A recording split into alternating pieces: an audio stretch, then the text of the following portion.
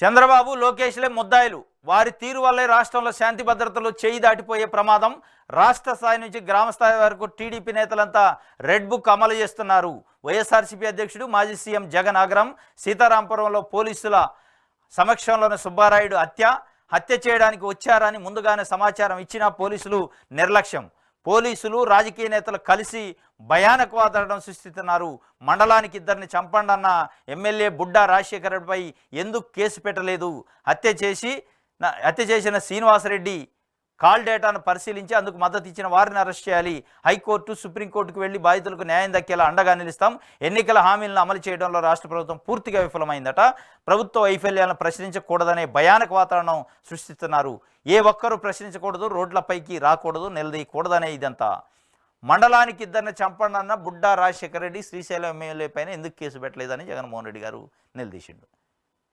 అసలు మండలానికి ఒకళ్ళని చంపండి అనే బుడ్డా రాజశేఖర రెడ్డి పైన కేసు ఏమో కానీ అసలు రెడ్ బుక్ రాజ్యాంగం అమలు చేస్తాం, నేను అన్ని పేర్లు నోటు చేసుకున్నాన్న నారా లోకేష్ పైన కూడా ఎందుకు పెట్టకూడదు అనేది ఇలా ఏపీలో ఉన్న ప్రజలు మాట్లాడుకుంటున్నారు. అక్కడ పెడితే ఇక్కడ బుడ్డా రాజశేఖర రెడ్డి పైన ఇది.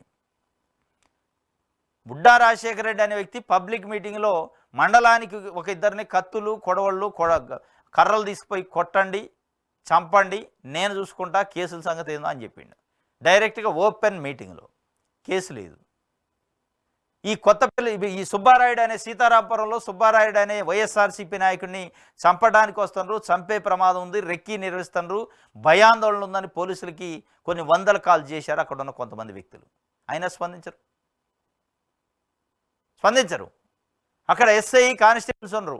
వాళ్ళ కళ్ళ ముందే ఇంట్లో ఉన్న సుబ్బారాయుడిని గుంజకొచ్చి తల మీద నరికి కొట్టి చంపారు. స్పందించరు. దీని అంతటికి కారణమైంది, ఎవరిపైన కేసులు పెట్టాలన్నా పోలీసులు ఆడ రెడ్ బుక్ కనపడుతుంది పోలీసులకి. ఆ రెడ్ బుక్ ఎవరేశారు? ఫ్లెక్సీల రూపంలో నారా లోకేష్ వేసిండు. నారా లోకేష్ అలా ఐటీ శాఖ మంత్రి, విద్యాశాఖ మంత్రి. ఏం విద్యాబుద్ధులు చెబుతున్నారు? ఇగో ఈ రకమైన రెడ్ బుక్ రాజ్యాంగం పిల్లలకి. ఏ రాజ్యాంగం గురించి పిల్లలకు చదువు చెప్పాలా? మీరు విద్యాశాఖ మంత్రికి ఉంటే రెడ్ బుక్ రాజ్యాంగం గురించి పిల్లలకు చదువు చెప్పాలా? భారత రాజ్యాంగం గురించి చెప్పాలా? అంబేద్కర్ రాసిన భారత రాజ్యాంగం గురించి. అంటే అంబేద్కర్ రాసిన భారత రాజ్యాంగం విలువ ఎక్కువ, మీరు రాసిన రెడ్ బుక్ ఎక్కువ. ఇప్పుడు ఇవాళ ఏపీలో ఉన్న పోలీసులు పాటిస్తున్నది ఏ రాజ్యాంగం? రెడ్ బుక్ రాజ్యాంగమా లేదా ఈ రాజ్యాంగం అనేది పెద్ద ఎత్తున చర్చ జరుగుతుంది. ఇది జగన్మోహన్ రెడ్డి గారు నిన్న ఆ కుటుంబాన్ని పరామర్శించడానికి పోయిండు. నారా లోకేష్, నారా చంద్రబాబు నాయుడే దీంట్లో ముద్దాయిలు, ప్రధాన ముద్దాయిలు అంటుండు. కానీ అటువైపు నుంచి ప్రభుత్వం నుంచి స్పందన లేదు. ఎట్టి పరిస్థితుల్లో చేతుల్లోకి శాంతి భద్రతలను చేతుల్లో తీసుకుని దీని పరిణామాలు చాలా తీవ్రంగా ఉంటాయని కూడా ఆయన చెప్పిన పరిస్థితి. అధైర్యపడవద్దు, అండగా ఉంటాం. పోలీసుల రక్షణ ఏర్పాటు చేసేలా హైకోర్టులో పిటిషన్ వేద్దాం. సుబ్బారాయుడు కుటుంబ సభ్యులకు వైఎస్ జగన్ పరామర్శ. ఘటన జరిగిన తీరును వివరించిన బాధిత కుటుంబం. సీతారాంపురంలో శ్రీనివాసరెడ్డి ఆగడాలు ఏకరువు పెట్టిన బాధితులు. గ్రామంలో ఎదురుండకూడదన్న హత్య. మృతుడి కుమారుడు ప్రసాద్.